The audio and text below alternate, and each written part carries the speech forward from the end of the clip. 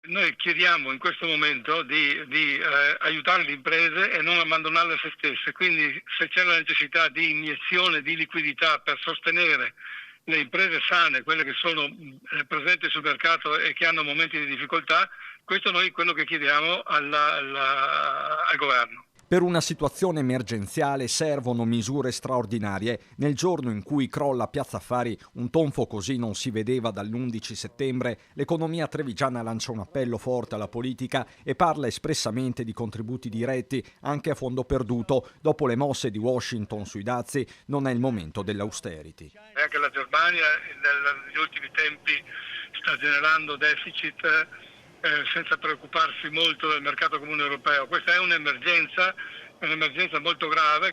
Treviso è la seconda provincia veneta per export verso gli USA. Nel 2024 il record con 1 miliardo e 343 milioni di euro, circa 65 milioni in più rispetto all'anno precedente, e non è solo il fattore prosecco, anzi se si guarda all'agroalimentare. Ma anche altri prodotti alimentari,